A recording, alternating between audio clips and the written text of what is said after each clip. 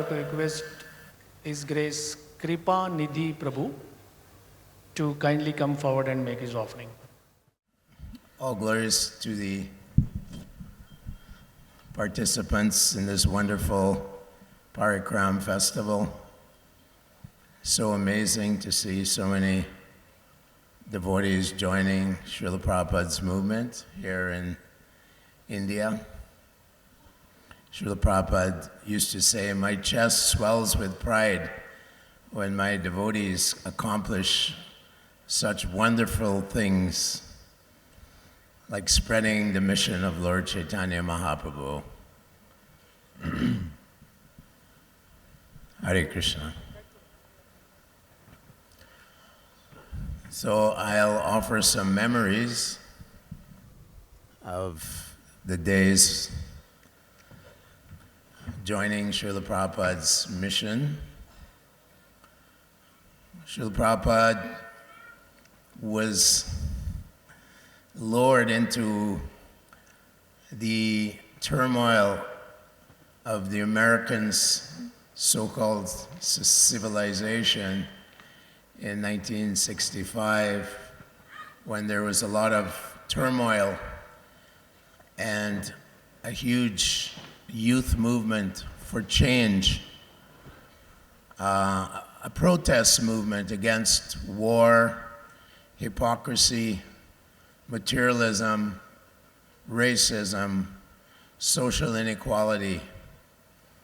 And so in this kind of environment, Srila Prabhupada was brought by Krishna to the Lower East Side of New York, the Bowery, where many young people, like myself included, were earnestly obsessed with a change of society, a change for peace, a change for tranquility, a change for harmony amongst all human beings. So in 1972, Srila Prabhupada came to Portland, Oregon, on the west coast of the United States. We had a small temple there. It was run by Dhanavir Maharaj, Dhanavir Prabhu at the time. Many of us were joining at that time all over the United States, Canada, Australia, by seeing the potency and incredible power of Srila Prabhupada, and by experiencing his instructions, we were completely inspired by him to become Krishna conscious and to share it with others. So Prabhupada he had many weapons in his arsenal, and he would reveal them to us. For example, he really emphasized book distribution. So when he came to the airport in Portland, we went to meet him. The first words that came out of his mouth were, "Are you distributing my big books?" This was 1972, June. At that time, we were mainly going on Harinam Sankirtan, 6 hours, 7 hours a day. And then people would crowd around us because we were dressed in pink sheets, and we had these shaven heads with a little bit of hair on the back of our head.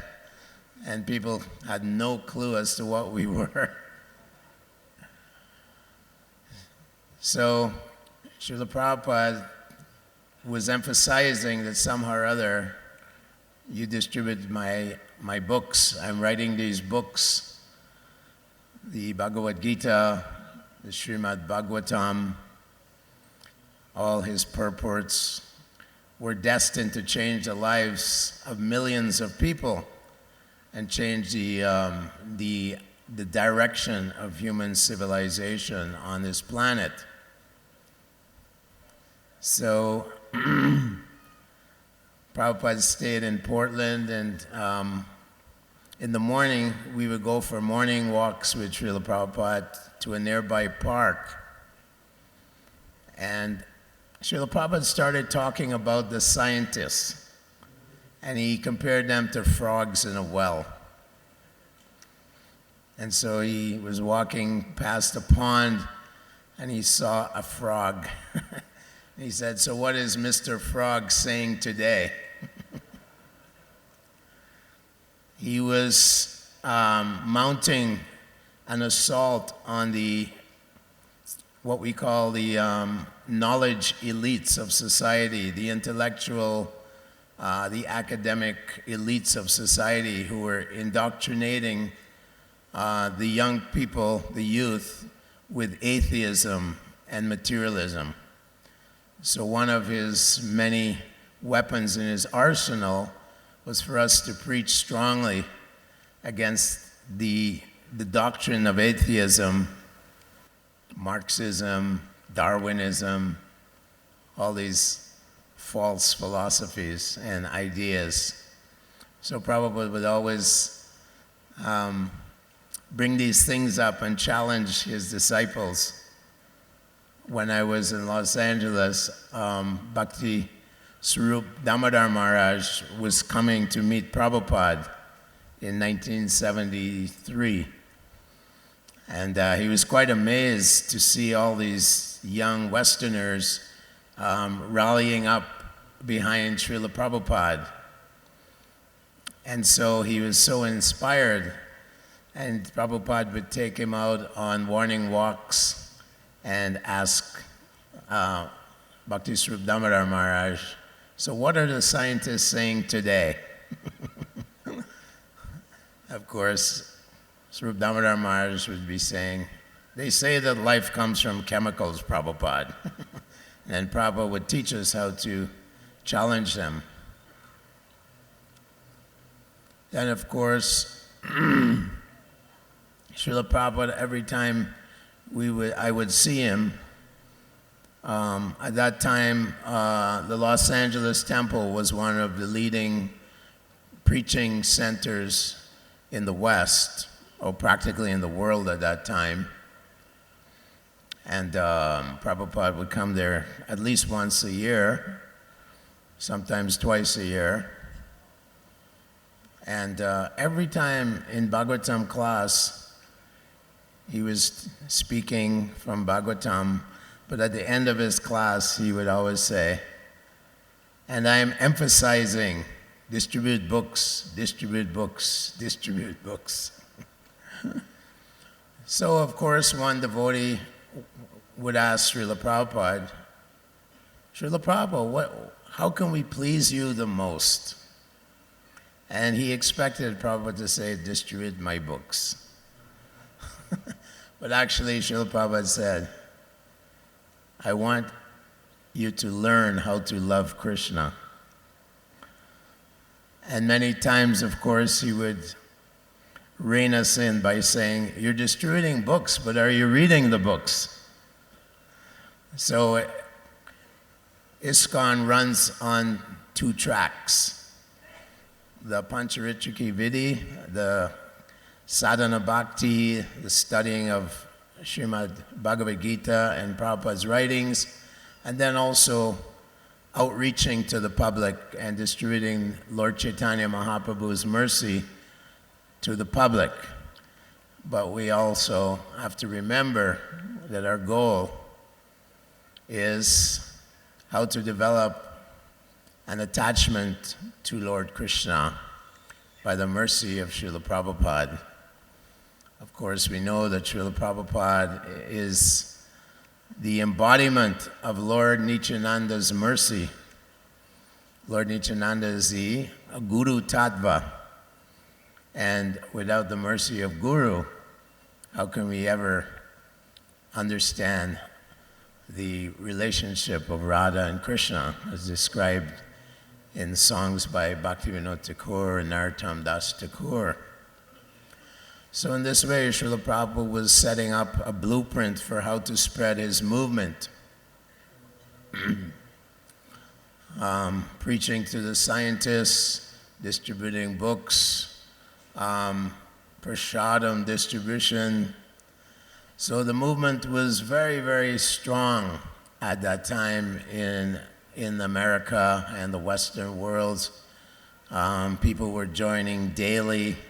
Many great big scholars were so impressed by Srila Prabhupada that he had practically created a miracle that all these wild Westerners completely involved in, narcissism and hedonism, sense gratification, suddenly were rejecting all the values of the American way and taking up the rules and regulations of Dharma, of Bhakti Yoga, of practicing strictly the principles of Bhakti and serving Lord Krishna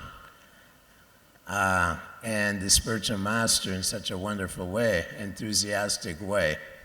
So they would visit Prabhupada. And one time, these big scholars were sitting with Srila Prabhupada in his garden in Los Angeles. He had a garden, very nice garden. And they were all come from the universities, big universities, UCLA, Stanford, all these big universities around that area. And Prabhupada was saying to them, he was saying, if you think someone has true enlightenment, true knowledge, if you think someone has the absolute truth, you should surrender immediately.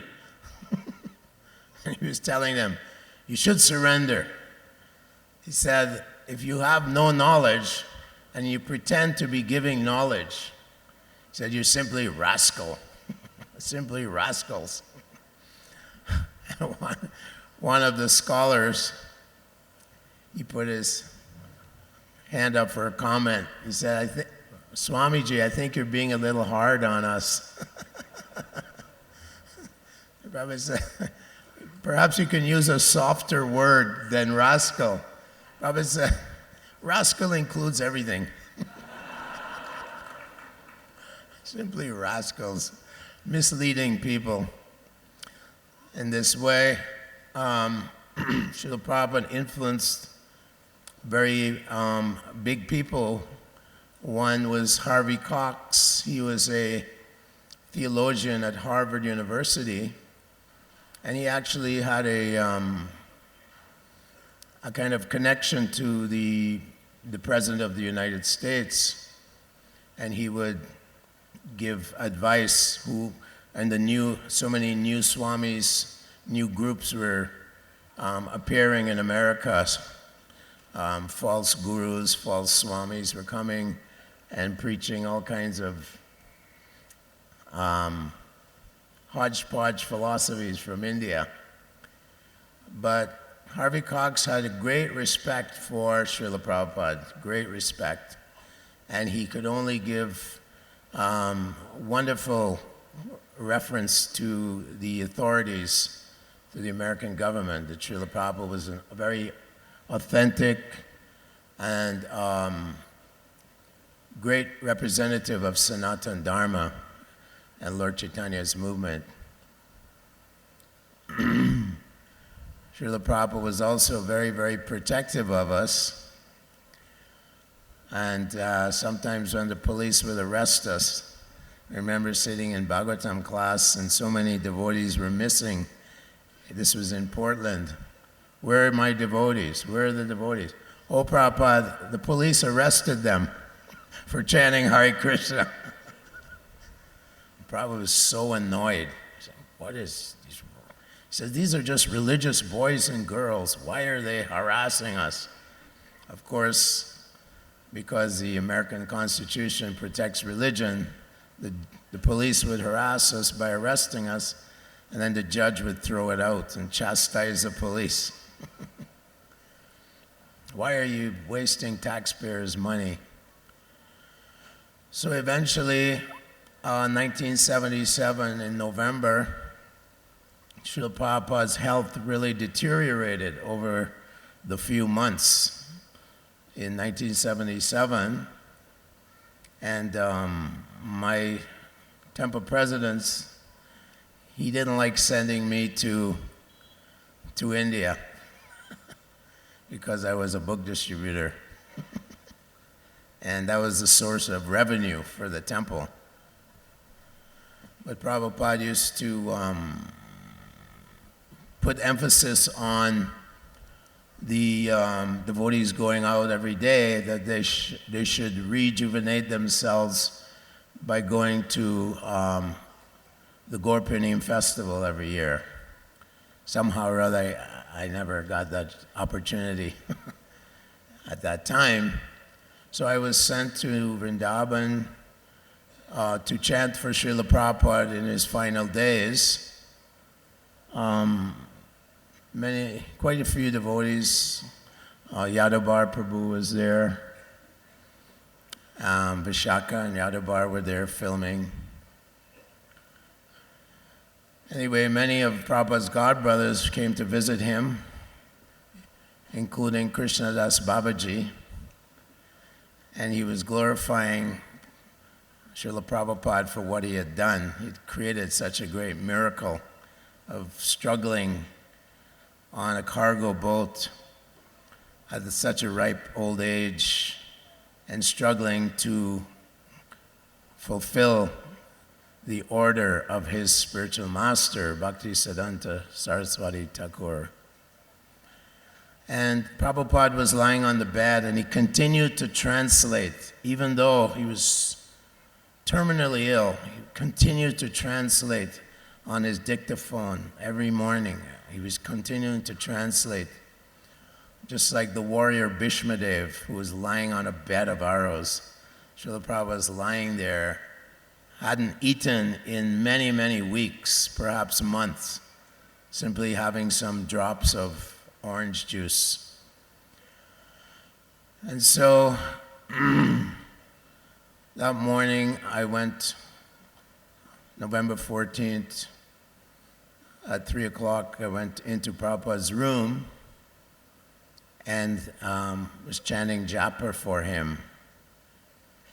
And Srila Prabhupada was there with 4 other devotees, including myself. There was Bhakti Churu Maharaj, who was attending to him. And there was Jayadvaita Maharaj, and there was Bhardraj Prabhu, the famous artist. And Srila Prabhupada was trying to say something, but we couldn't understand what he was saying. But he was kind of waving his arms like this.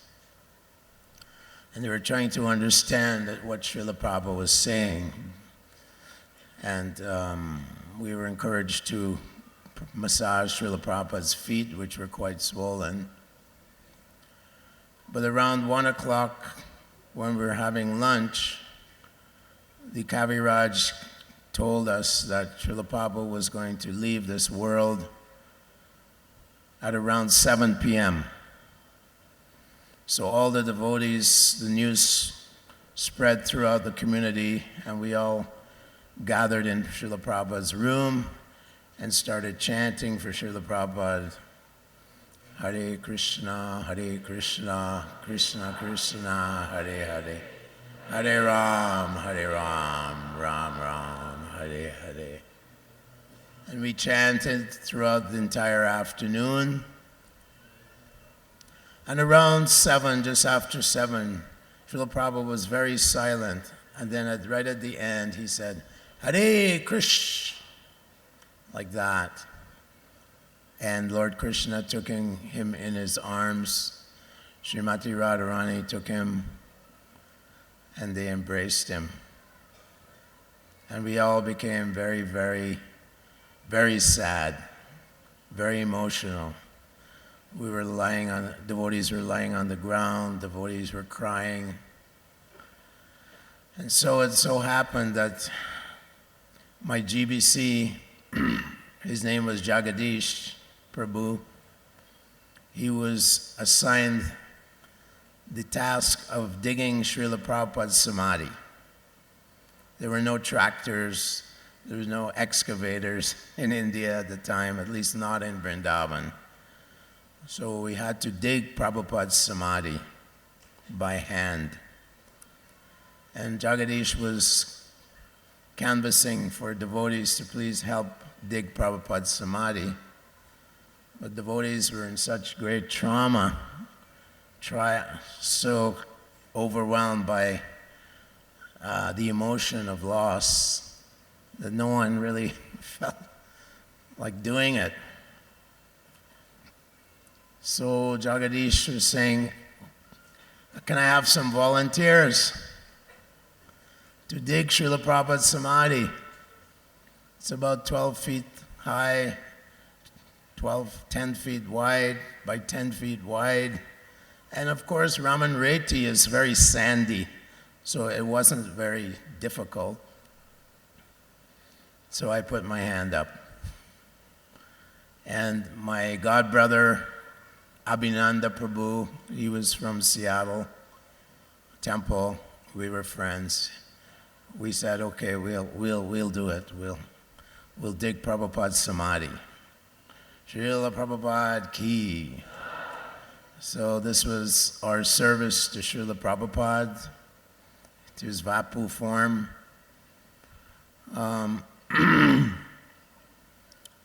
We started digging his samadhi about 8 o'clock, 7:30, and the whole night my devotees who knew me were looking for me. Where is Kripanidhi?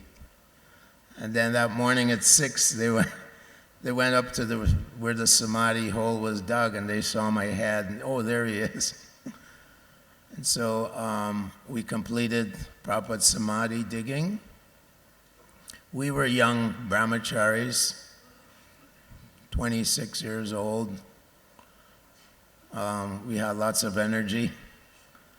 And so this was my service to Srila Prabhupada's form, the final service. I was very grateful to do that service to Srila Prabhupada.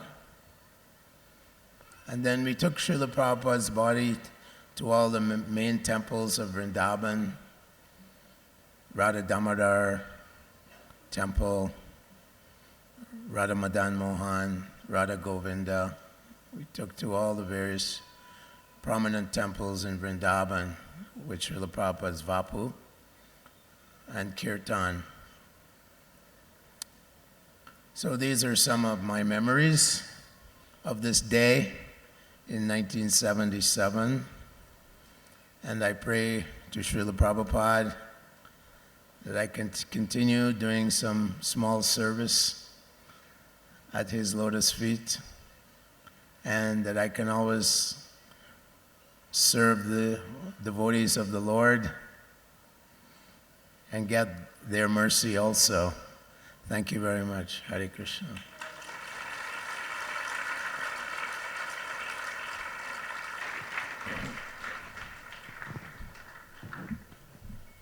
Thank you very much, Kripanidhi Prabhu. Now I would like to request His Grace Shesha Prabhu and his wife to kindly come forward and make their offering.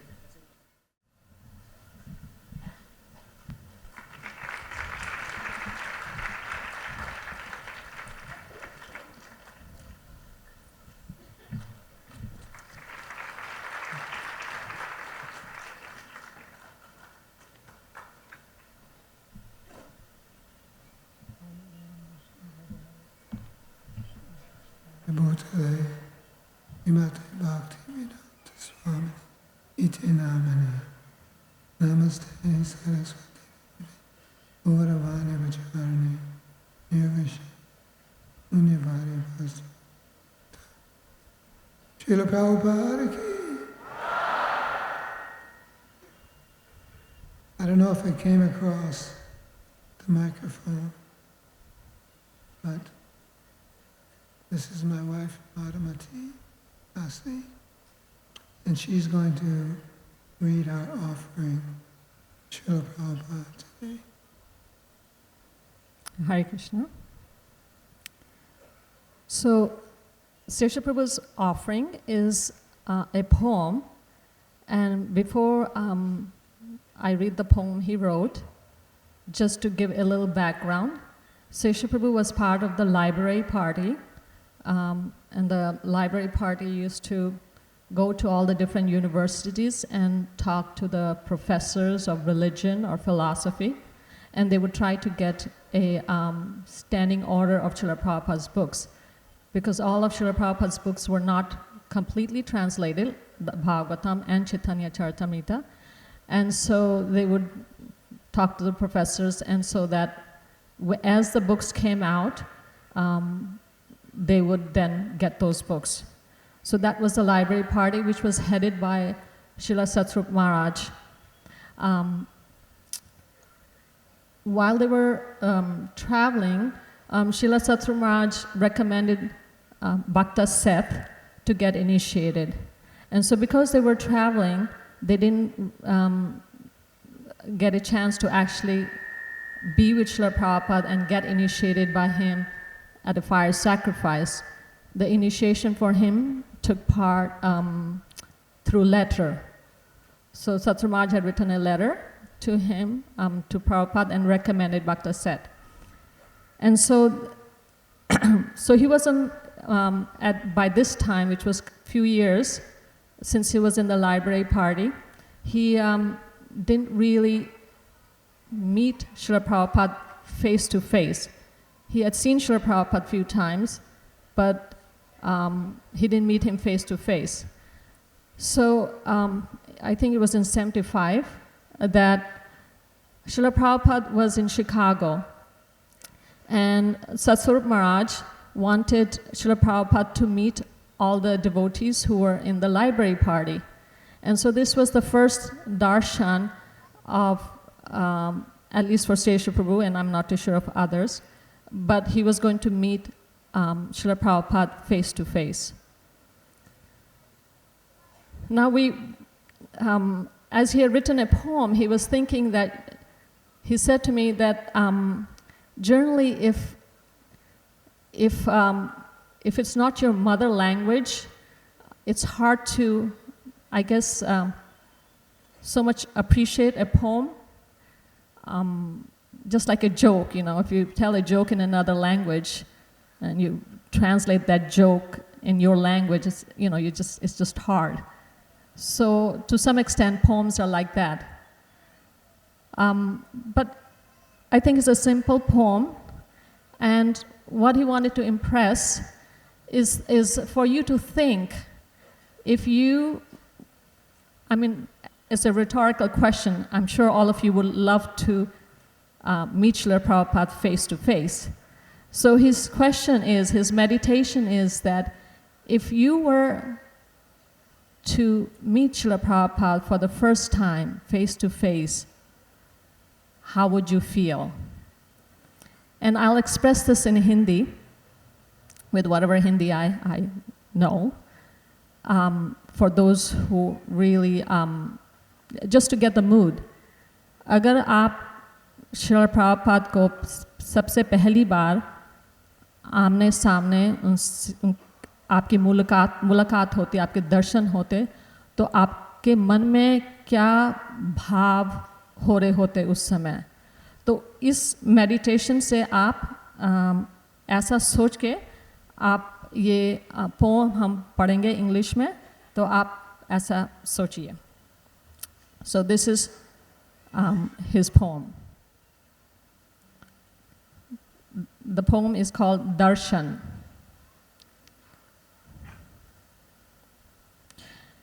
Initiated by letter, unseen in the crowd, today would be different, a chance to stand proud. For you see, a call has come opening his space. Today we will have darshan with his divine grace. He had seen the results, his books now in college and libraries. So who did this work? His divine grace made some inquiries. It was a BBT library party, a group of traveling sages who focused on the visions seen in His Divine Grace's pages. Introductions were first as we nervously sat in rows, bearing our souls before Guru, one who certainly knows. Quote, Gokula Nanda, what a wonderful name, unquote. He said one of others there was silence, although a deafening one. As he moved down the line from one name to the next, my heart pounding, my vision blurring, I began to reflect. What will you gain by staring into his eyes? Is this some kind of contest where equals vie for a prize? No. The true meaning of darshan is to be seen and not to see. Then suddenly, the glance of His divine grace directly examined me. As I heard my name called, I simply closed my eyes and, with a bowed face, I prayed as he prayed to his Guru, quote, save me, a fallen, your divine grace. Srila Prabhupada ki jai.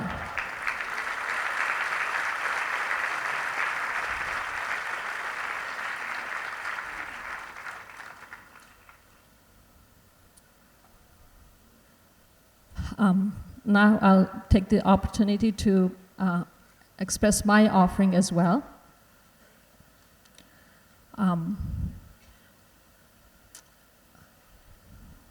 Nama Om Shri Padaya Krishna Pristhaya Bhutale Srimate Bhaktivedanta Swamiti Namane Namaste Saraswati Deve Gauravani Pacharine Nirvishesha Shunyavadi Paschatya Deshatarine. So in our house in Alachua, Florida, in our temple room, we have a very life-size photo print of Srila Prabhupada, and it sits on a mantle. So basically, when I stand up, that's where Srila Prabhupada's framed photo stands. So you can see it's very high when you look up there. And the photo stands opposite to our altar. So when I'm doing the puja for our Giriraj, we offer articles, incense, and ghee lamp. And so generally, we have a beautiful deity of Srila Prabhupada right on our altar. But however, I like to offer the articles to turn around and offer it to our painting, or not painting, but print of Srila Prabhupada.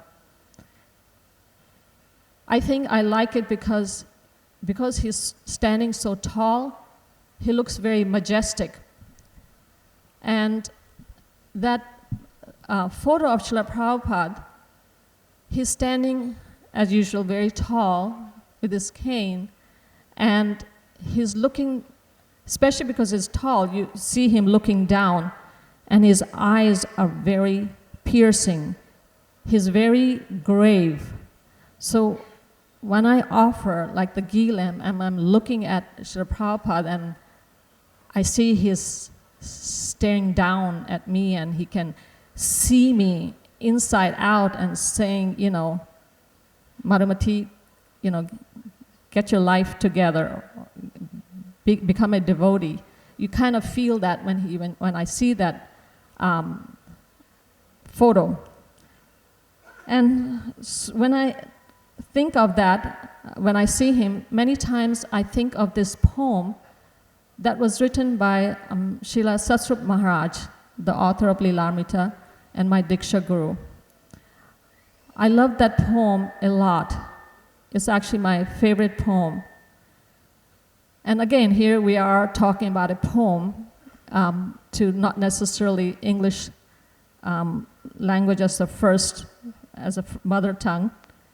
So what I thought that I would do, because this poem, I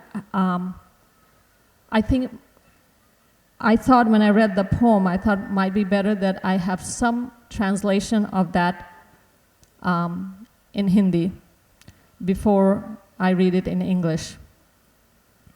So please bear with how I translate it. The poem is called Soul Eyes. I would say, speak in Hindi, okay.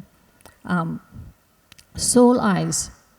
Soul Eyes का मतलब कि आँखों में, जिसकी आँखों में है स्नेह और ज्ञान, ये सब उनके आँखों में दिखता है, सोल आइज. और प्रभुपाद जी जब अपने मेज के पीछे बैठते और आप सामने होते, तो आप उनकी आँखों में गहराई देखते, ऐसी गहराई जो कहीं नहीं देख सकते. उनके आँखों में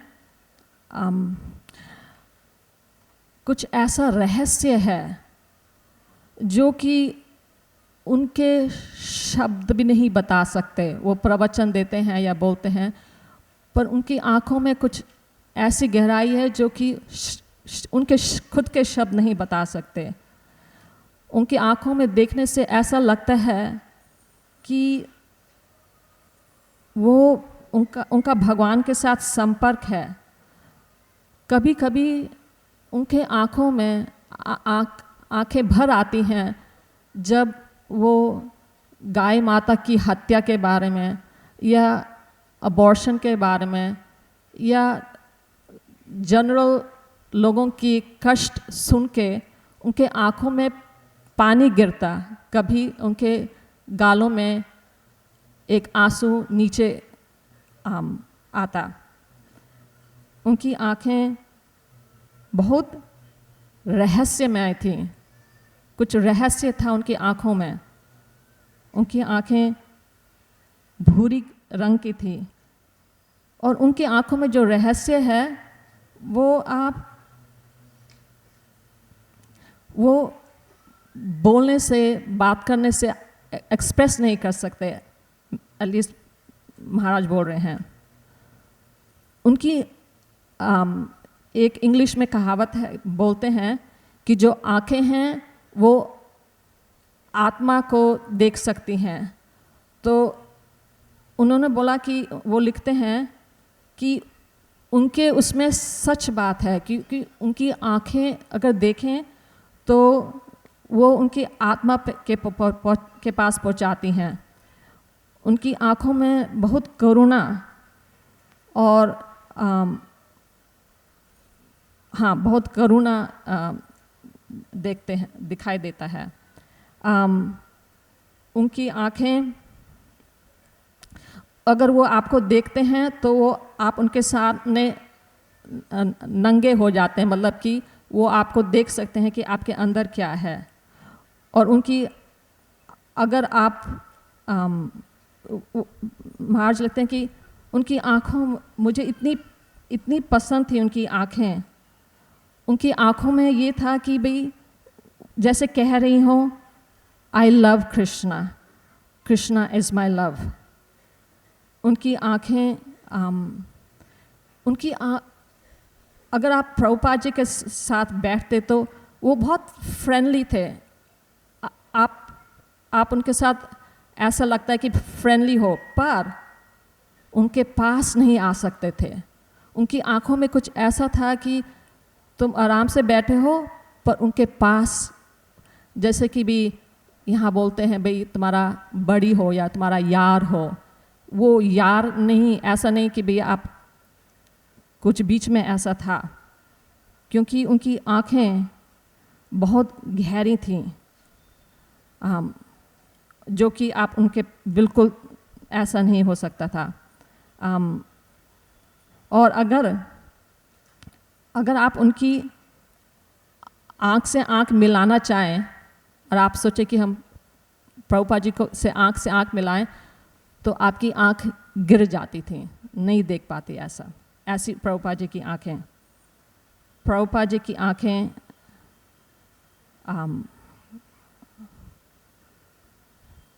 प्रभुपाद जी की आँखें भूरी थी और उनका त्वच जो खाल वो गोल्डन कलर के थे।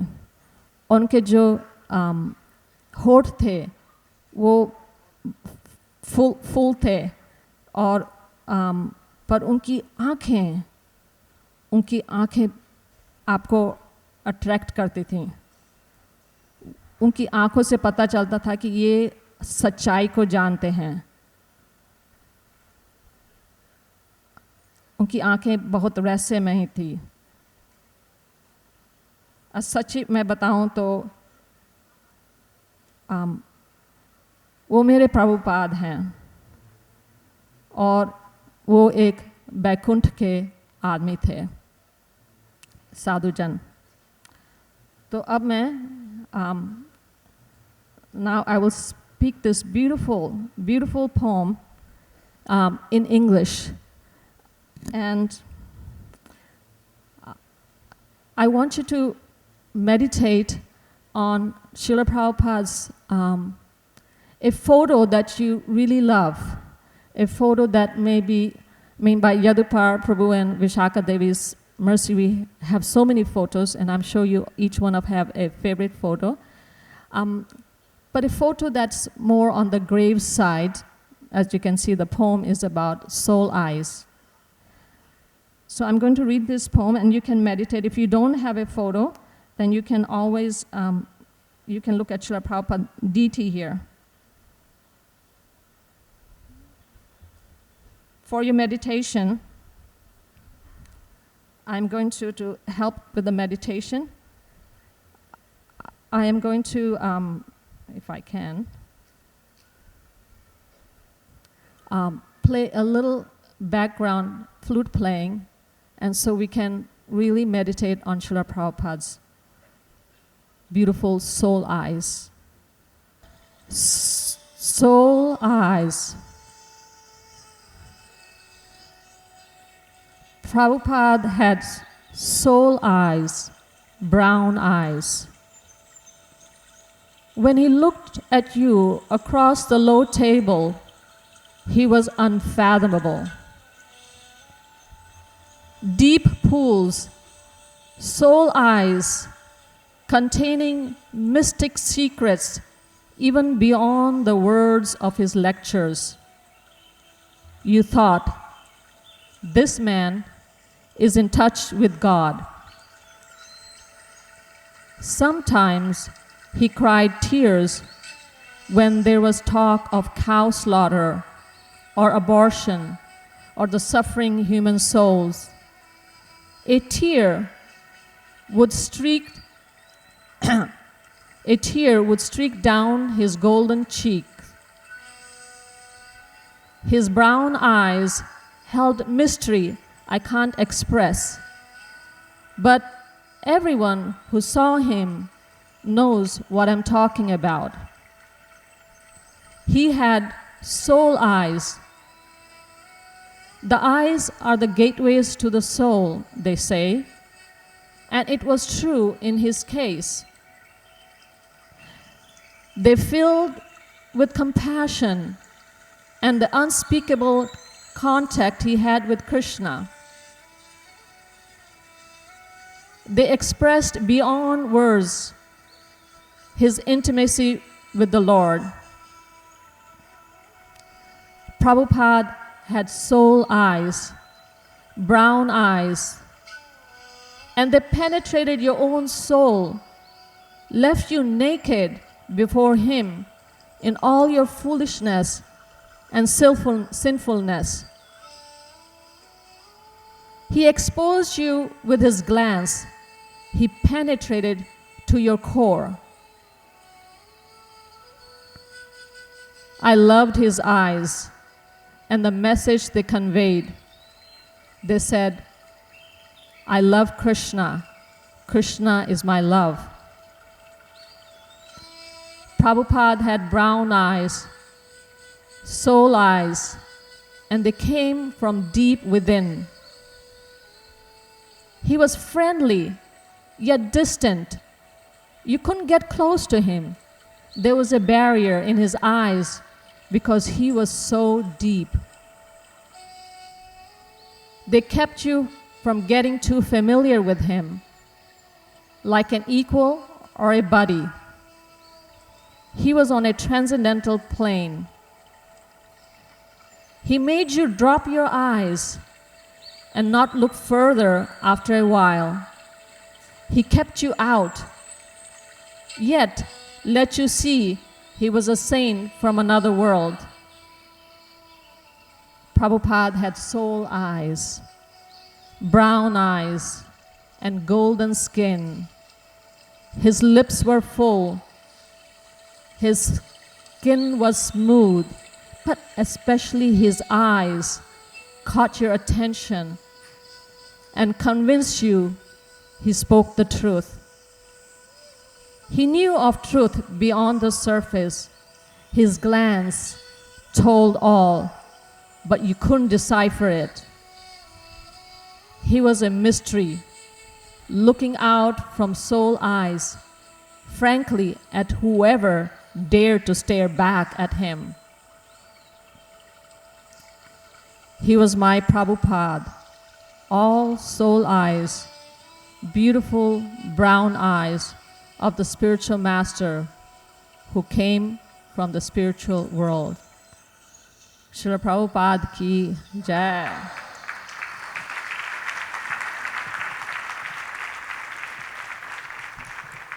Thank you very much. Now I would like to request His Holiness Srila Chandramouli Swami Maharaj to kindly come forward and make his offering. After that, we will have a small presentation from the Temple of Vedic Planetarium. Srila Prabhupada ki jai. So wonderful to be here with all the devotees and to recall all of the heartfelt experiences and memories from the devotees.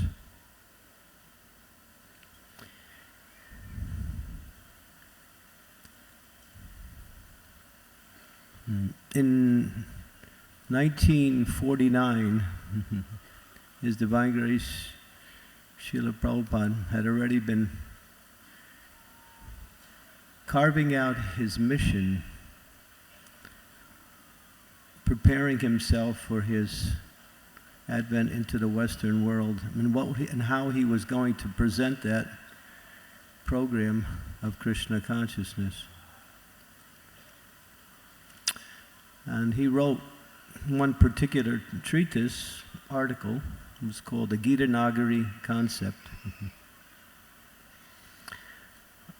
And in that, it's a long article, quite lengthy. Of course, after completing it, he presented that to the Deputy Prime Minister of India at that time, Dr. Sadar. But the essence of that particular article was the principles that he would inaugurate in bringing Krishna consciousness to the Western world. And Srila Prabhupada became inspired by Mahatma Gandhi's program, and that was pretty much the essence of that article. And in that, he emphasized four main principles, which later became some of the main principles that Srila Prabhupada taught and inspired us to follow and also to preach. And those four principles were holy books, holy names, temple worship, education, spiritual education, and ultimately a lifestyle that is conducive to simple living, Krishna consciousness. Prabhupada was a visionary. He knew what he wanted to do. Of course, he adjusted when he came to the West, seeing what he had to work with, us. There's one particular statement where Srila Prabhupada said, I was looking for first-class men, couldn't find any. Second class, none. Only third and fourth class. But then he made one statement. He said, I found one first class, Damodar. He was referring to Sarup Damodar Maharaj.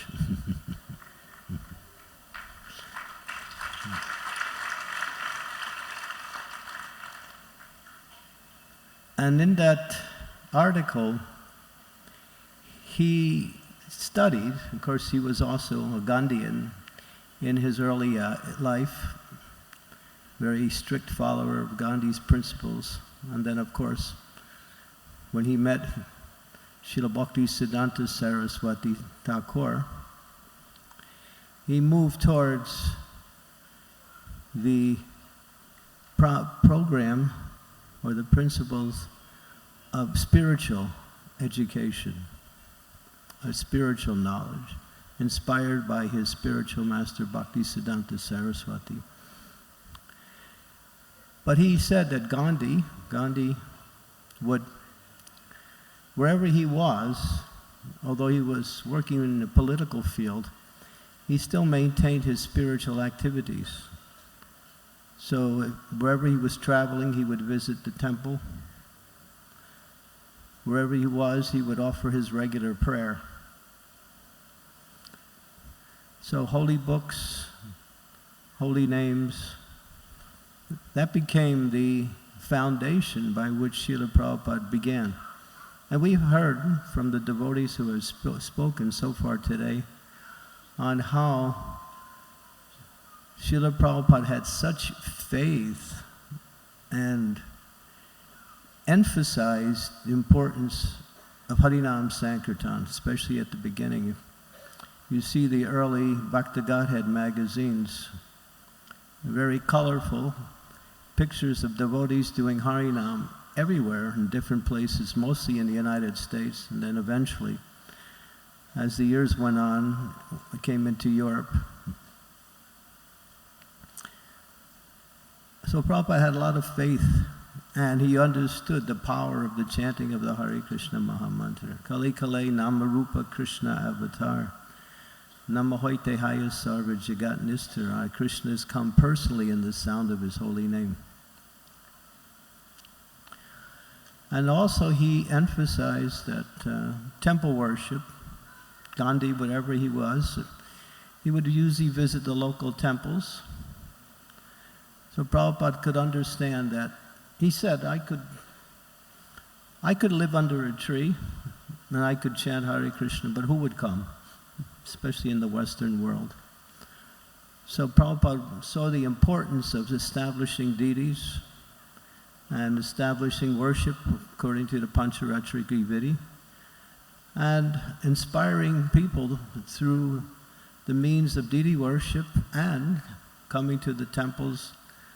And Srila Prabhupada writes about that, how important his temple worship was, that this was a place where devotees could develop loving relationships with each other. He said, I have established these temples to facilitate the 6 loving relationships between the devotees, which is the foundation for the culture of the practice of Krishna consciousness, sadhu sangha. And then Srila Prabhupada, Gandhi would also talk about the Harijan movement, how charmers, bungis, those who are considered by society to be of the low-class standard, should automatically have the same rights as everyone else for education, for worship. But Prabhupada saw that just simply by stamping or giving title to or giving a position of people of that culture wouldn't actually fulfill the need, both for the individual and for the position they might hold. So Prabhupada emphasized the importance of spiritual education.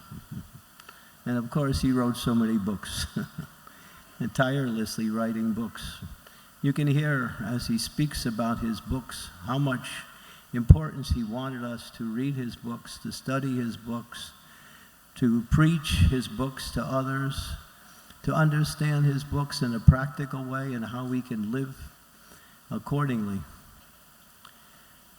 So Prabhupada emphasized these three things, and then when he came to the United States in 1965, and I think it was towards the end of 65 or the beginning of actually it was the beginning of 1966, he established 7 principles by which he wanted to establish the practice and the distribution of Krishna consciousness around the world.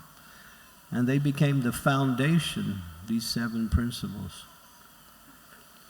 But again, in that article, he emphasized the importance of one other aspect that Gandhi wanted to develop within the Indian society, and that was village life. Make the villages self-sufficient, inclusive, not depending outside for one's livelihood. So when Prabhupada left the planet in 1977, and mostly during that year, in his last year with us, he spoke a lot about that last part of his mission. He said, build these farm communities. He says we have 2 very powerful programs: book distribution, farm communities. What he meant by saying that when we put emphasis on these, they will have a great amount of results. They will get practical, doable, and people will become inspired, a livelihood, a social development for our society, and at the same time propagating transcendental knowledge. So I wrote my article, actually my offering to Srila Prabhupada, based around this last one. I'm going to read a little bit from that offering, which kind of illustrates Srila Prabhupada's, what we say, as he said, the unfinished business. In 1977, he said, 50% of my mission is still incomplete, and that it was Varnashram Dharma farm communities. So he wrote, this is a letter, actually this is a morning walk in Delhi, 1975, November 29th. Civilization will collapse very soon all over the world. It will collapse. Either you make this ism or that ism, this civilization will collapse. People will become bad, being harassed in so many ways. When one is harassed by so many problems, he commits suicide. So that position is coming.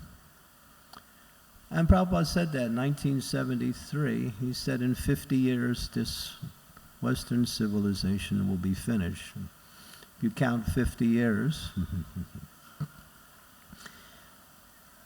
continue. Over the last couple of years, this is me, we have been witnessing the gradual deterioration of Western civilization, as you predicted 50 years ago.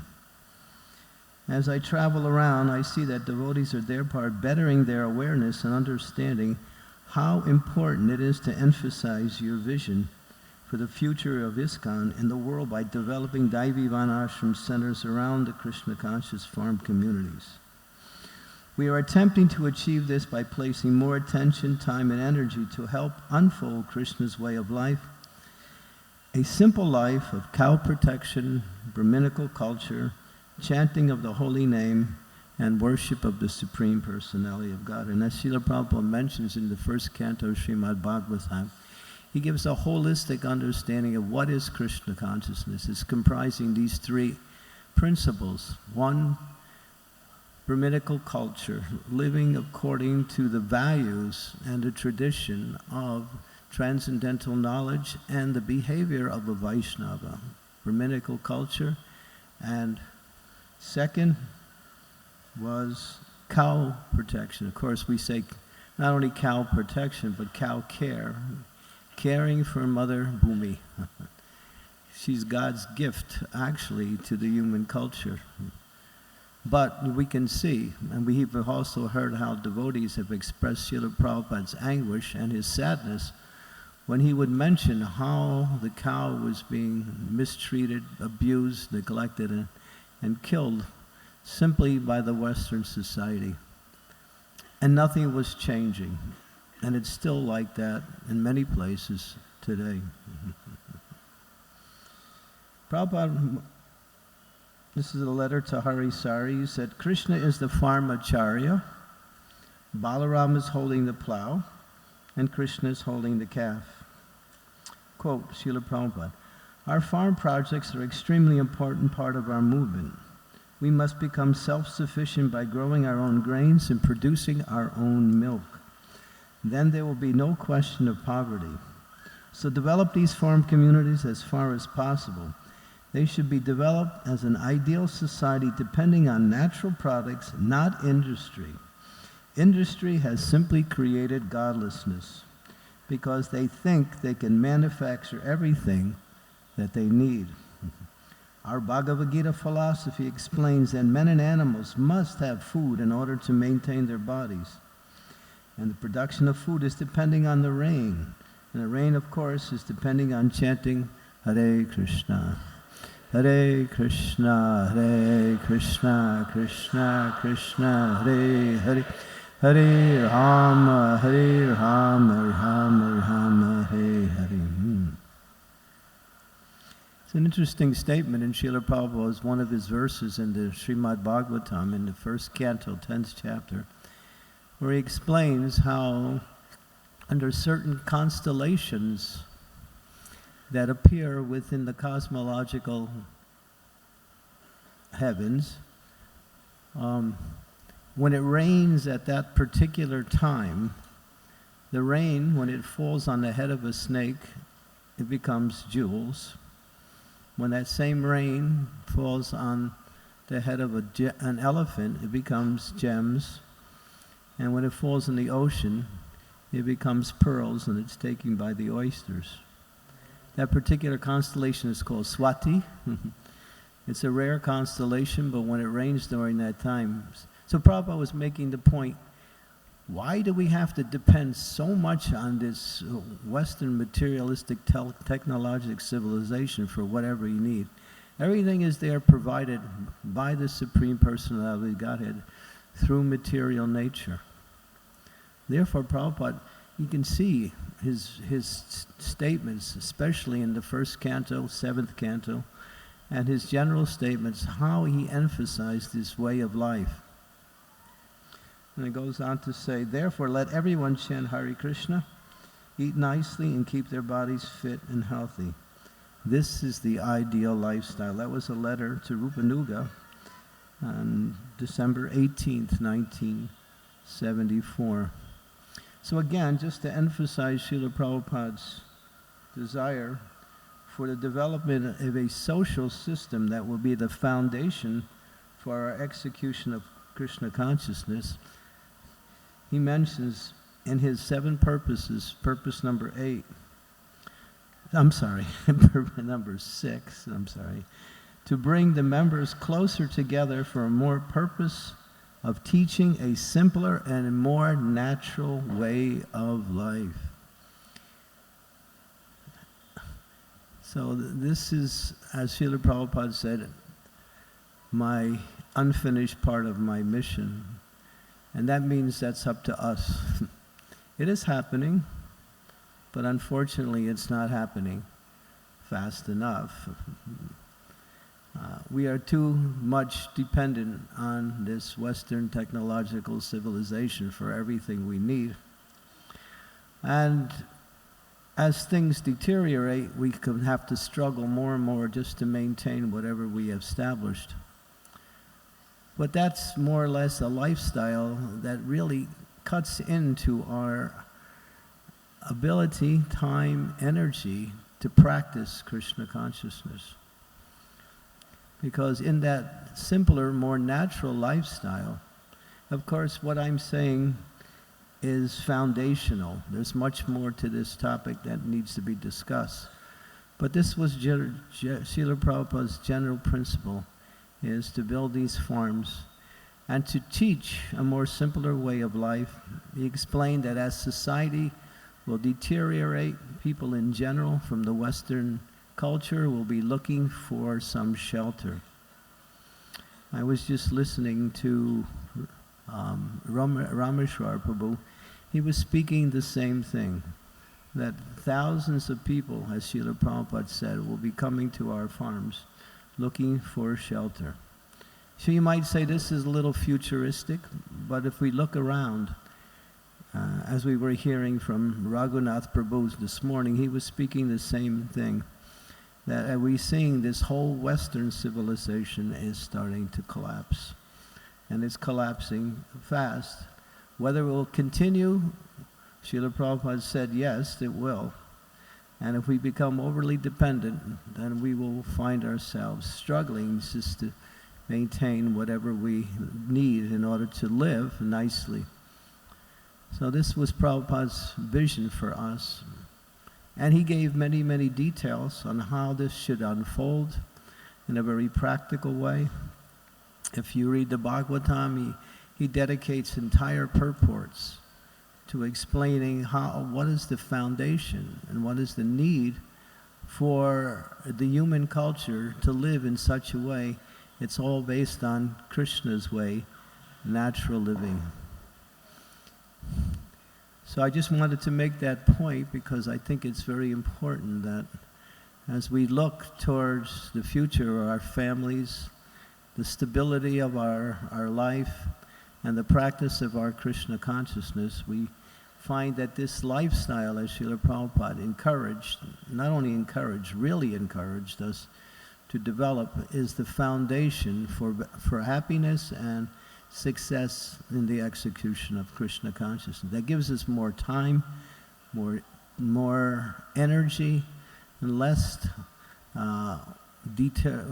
pushing our minds away from this whole society which simply is sapping, as Srila Prabhupada would have, sapping the energy of the human race. So this is important. It's a big part of Srila Prabhupada's mission. We call it the unfinished business. And so we're seeing it happening in different places around the world, but still there's a lot to go in that area. So Srila Prabhupada, when he was ill in his last days, in September of 1977, he decided, he got a little bit of his health back at that time. There was a resurgence of his health, and he decided, I'm going to go to Gita Nagari and teach you how to live on the land. I'm going to show you personally. He was determined. He actually wanted to give that in a very working way to us by his own example. Unfortunately, when he got to London, his health really deteriorated fast, and he was forced to come back to Vrindavan and finish his last days there. So he never did get to show and demonstrate what he wanted to. But this just to show you how determined and how much Prabhupada emphasized developing this simple lifestyle, which is based on Krishna consciousness, simple living, high thinking, chanting the holy names, growing your own food. He said that the food you grow on your own farms is 100 times more nutritious than what you buy in the shops and the stores. So many statements comparing a natural lifestyle to the present lifestyle. And Prabhupada was a visionary. He was a revolutionary. He said, I want to turn this whole Western civilization upside down. I want to bring Krishna consciousness according to the Vedic culture everywhere. It seems so impossible if we look at the situation, but we're seeing now that devotees are becoming more and more. Our society is increasing in numbers. More and more programs are developing. Preaching is going on. When I was in America for 4 months, I saw people that I had been going to the same places for years now coming forward, taking responsibility, chanting, bringing their families, and practicing Krishna consciousness more and more. There's an upsurge in our movement, and this is Chaitanya Mahaprabhu's encouragement to spread Krishna consciousness all over the world. And a very big part and the foundation for the stabilization of our society and for the world is developing these farm communities, Varnashram Dharma. So thank you very much for giving me a chance to speak to all of you. Srila Prabhupada ki jai.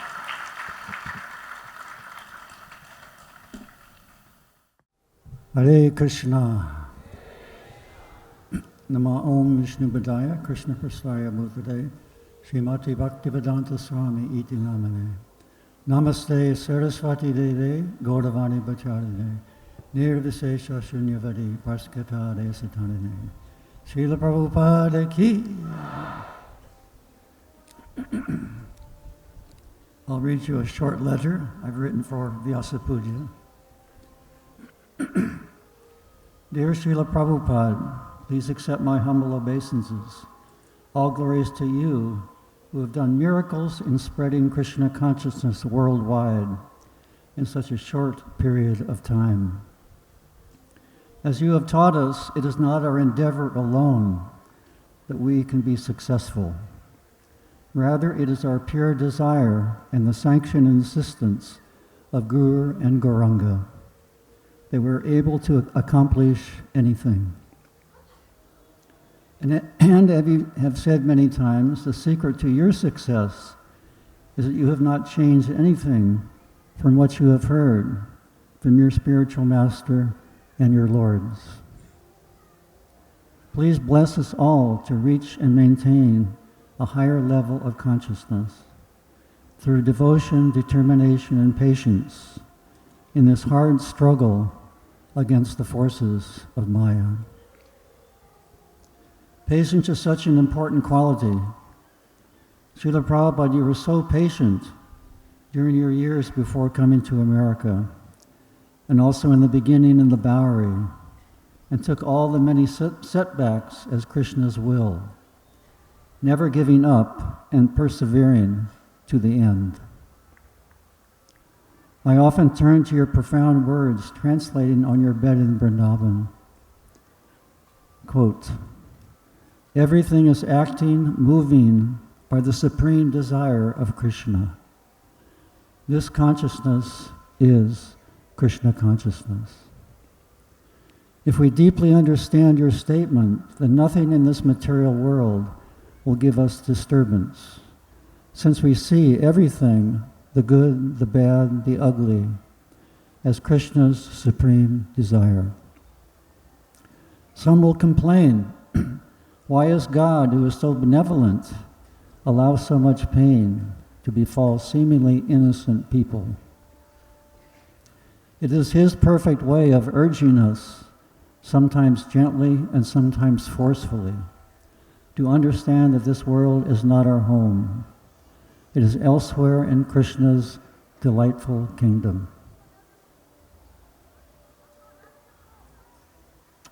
You wrote, if you love someone, then you want to glorify them all over the world. This is our mission, to glorify you all over the world as the one who by far did the most to spread India's glorious Vedic culture worldwide, and to give everyone a sure and simple path back home, back to Godhead.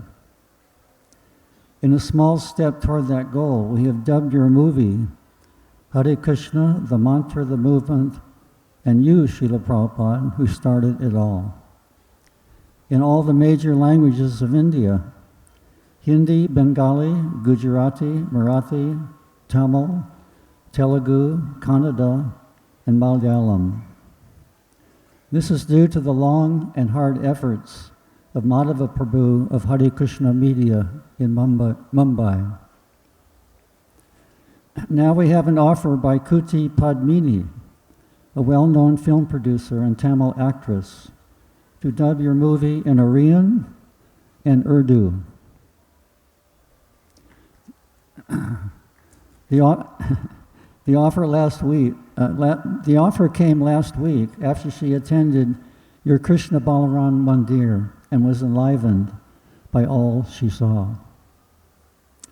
Thank you, Srila Prabhupada, for giving us the most valuable gem of Krishna consciousness, without which our whereabouts would be unknown. Your servant always, Yadubar Das. Hare Krishna. Omat Kanati Milandasya, Gyanam Shanam Sarakaya, Shaksul Militam Yena, Tasmai Shri Gurave Namaha, Namah Om Vishnu Padaya, Krishna Prestaya Bhutali, Srimati Bhaktivedanta, Swaminiti Namini, Namaste Saraswati Devi, Gauravani Pracharini, Nilvise Shunyavadi, Pashatyade Shatarini, Vanshakalpa Tarubhyasha, Kripa Sindhu Vyaevacha, Patitanam Pavanibhyo Vaishnavibhyo Namo Namaha. Srila Prabhupada Ki Jai. Hare Krishna, dear devotees, Hare Krishna, dear Radhanath Swami, dear Maharaj. I feel so grateful today to be with you in Jagannath Puri. Actually, Jagannath Puri is the land of separation, and it's quite befitting to celebrate Srila Prabhupada Disappearance Day in Jagannath Puri, because it's a mood of separation.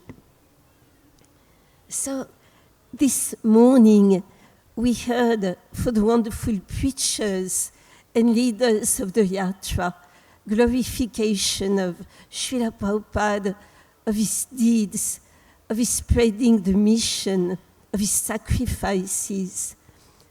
And only one of these wonderful leaders spoke about the departure. But now it's about the time of departure. It was on November 14th of 77 of the lunar calendar. And I think it was 7 o'clock and 20, so a few minutes ago. So the mood is more of separation. So for us, in his daughters and son, it's a mixture of great happiness and of grief.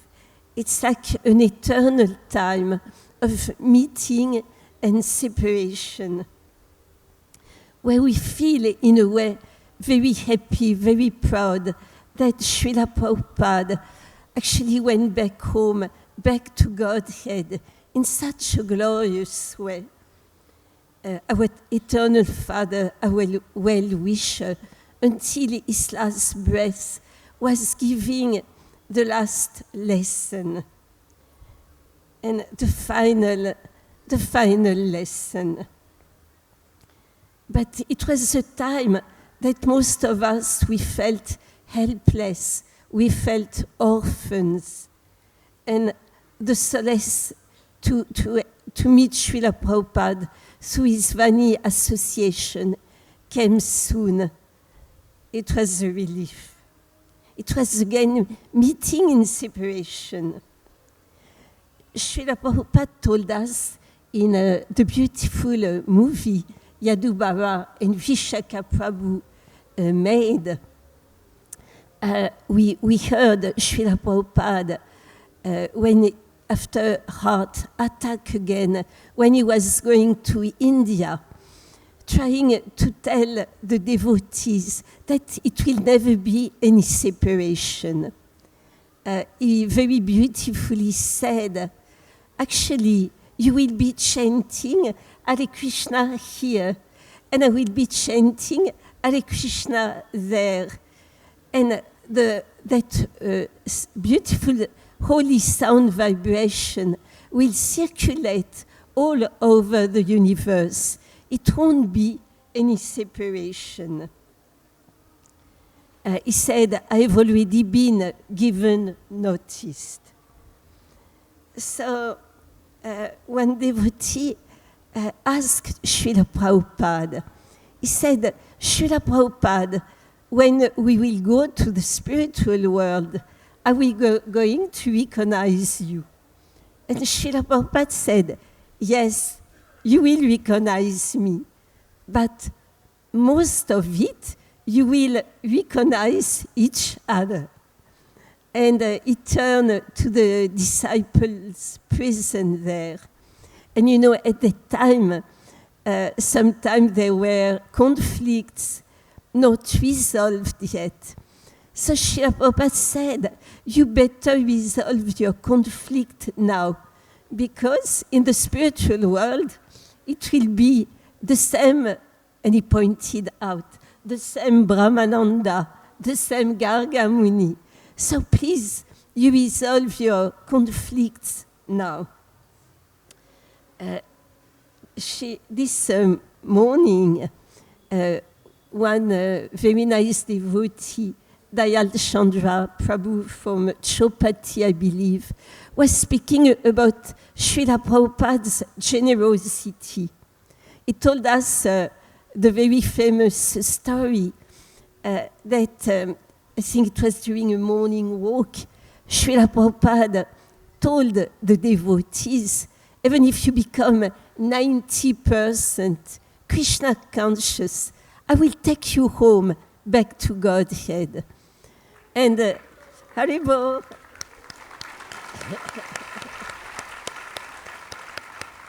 But the devotees felt very scared. They said, Srila Prabhupada, 90%, it's not possible for us. Then Srila Prabhupada lowered the challenge. He said, okay, 80%. And again, the devotees, Srila Prabhupada, very, very difficult. Then Prabhupada, from what I heard, said, okay, 70% or maybe 60%, that's my last word. And the devotees went, Jai, Jai, Haribol, Haribol. But one devotee, feeling very sad, waited for Srila Prabhupada to be alone. He came to him and he said, even 70, 60%, I won't be able, Srila Prabhupada. So Srila Prabhupada told him, don't worry, you just hold on to my dhoti.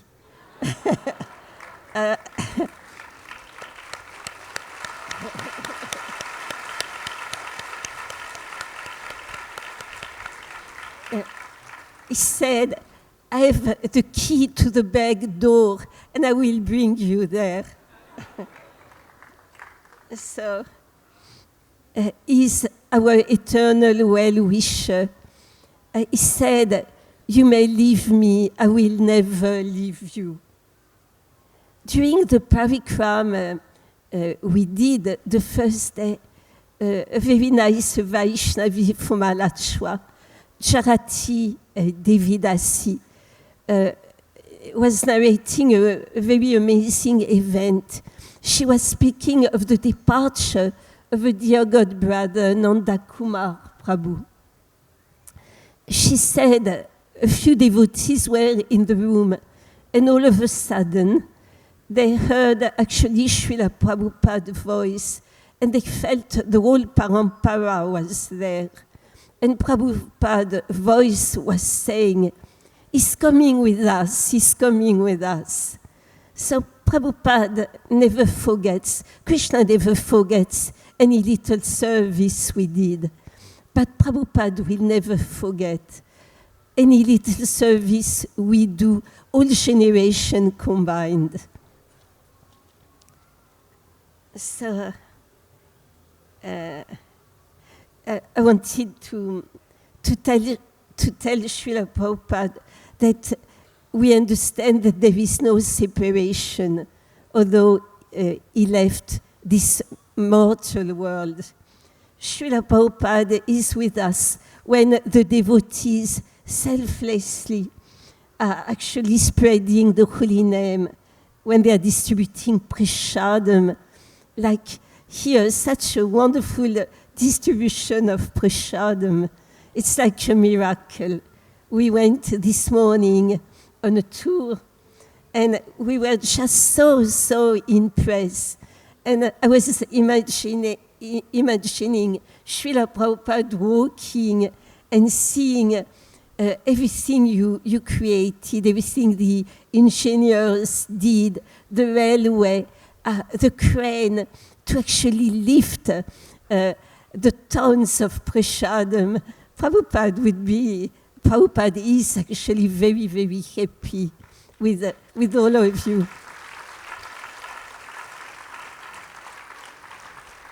He's also with us when we distribute, of course, the wonderful books, his books, when we serve the deities, when we wash the floor, when we wash the plates. So Prabhupada is with us whenever we cooperate together for the mission, when we try to develop humility, tolerance, he is with us also. When we are grateful, facing adversity. So Srila Prabhupada is with us with a spiritual seeker is actually starting to practice Krishna consciousness. It's a great victory. So my prayers, my constant prayer to Srila Prabhupada, and it's a prayer we share, all of us. It's actually also a prayer that dear Yamuna Devi wrote. It's we're just praying that in our next life, in our next destination, we will meet again Srila Prabhupada and serve him wherever he wants. Of course, for some who are very, very pure, who are actually spreading the mission in such a wonderful way, the ticket back home, back to Godhead is already granted. But even for some of us, if that ticket is not granted, we're just praying to go to a place where maybe Srila Prabhupada is actually spreading Krishna consciousness. And I was praying in that way when one god brother, Vayasaki, told me the following story. He said, one disciple asked Srila Prabhupada, if you come back to preach in this material world, where would you like to go? And Prabhupada replied, according to Vayasaki, I would like to go back not to go back. I would like to go to hell. And I was shocked, because I'd been,